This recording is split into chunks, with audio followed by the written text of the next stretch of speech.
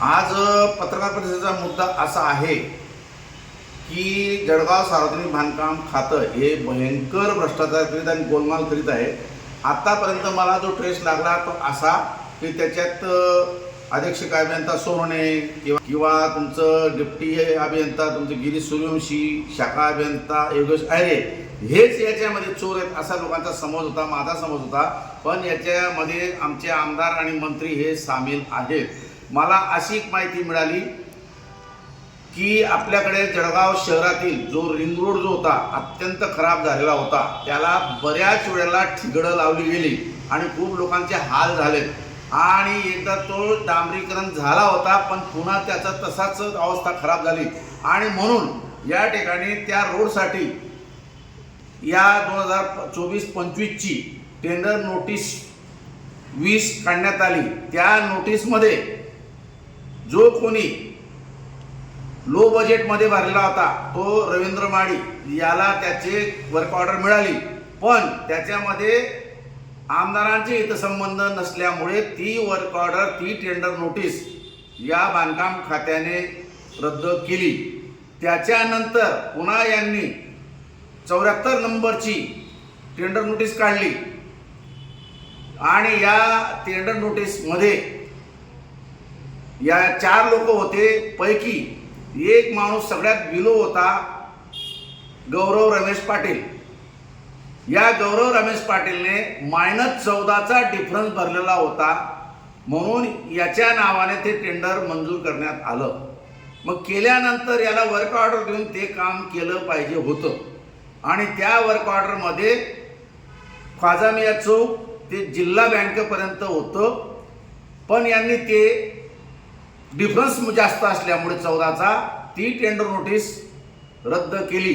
पुन्हा यांनी 43 नंबरची एक टेंडर नोटीस काढली, त्याच्यामध्ये 4 लोक पात्र ठरले आणि त्याच्यामध्ये गौरव रमेश पाटील याचा डिफरन्स जो होता -0.99 म्हणजे नियर अबाउट -1 एवढा निघाला आणि म्हणून त्याला त्यांनी वर्क ऑर्डर दिलं तर दिली। त्याच्यामध्ये आणखी यांनी गोडबंगाला असं केलं, जे ख्वाजा मियाँ ते जिल्हा बँकपर्यंतच्या नंबर 20 आणि नंबर 74च्या टेंडर नोटीस होत्या, तर या 43 मध्ये मुद्दामून ख्वाजा मियाँ तो बहिणाबाई गार्डन पर्यंत म्हणजे डबल अंतर त्यांनी त्याच्यात सामील केलं, म्हणजे डिफरन्स -0.99 आणि अंतर वाढवलं। म्हणजे याचा मला असं वाटतं की या लोकांनी त्या गौरव रमेश पाटीलला अंड्यू फेवर केलेलं आहे।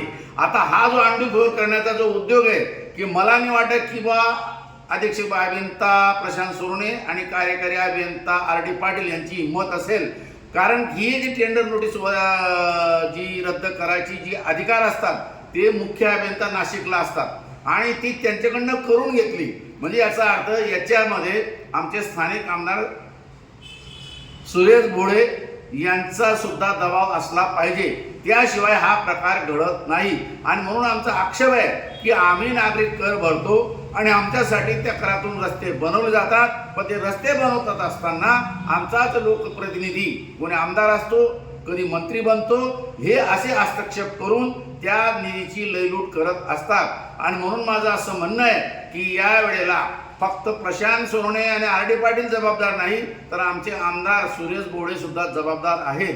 आम्ही याबाबतची तक्रार परवा नाशिकच्या मुख्य अभियंत्याकडे केली आणि त्यांना जेव्हा हा विषय कळला, तर कदाचित ते नवीन असतील, त्यांना हा विषय कळला, त्यांनी सिरियसली हे मॅटर घेतलं आणि तिथले मुख्य अभियंता शर्मा मॅडम आणि त्यांचा उपअभियंता जो होता राजगुरू यांनी सिरियसली घेतली आणि ताबडतोब त्याची दखल घेण्याचे मला आश्वासन दिलं। आणि म्हणून मी काल पुन्हा मंत्रालयात जे काही बांधकाम खात्याचे सचिव आहेत मिलिंद म्हैसकर, याआधी त्यांची पत्नी होती मनीषा म्हैसकर, त्या मिलिंद म्हैसकरला भेटण्यासाठी आम्ही गेलो असता मिलिंद म्हैसकरने मला उत्तर दिलं की काका तुमचं हे जे काही तक्रार आहे ती मला पोहोचलेली आहे। म्हणजेच मला असा संशय येतो की माझी तक्रार नाशिकवाल्यांनी त्यांना ताबडतोब पाठवलेली असेल, तर तुम्ही याबाबत आता आमचे उपअभियंता जे आहेत राजभोज यांच्याशी चर्चा करा।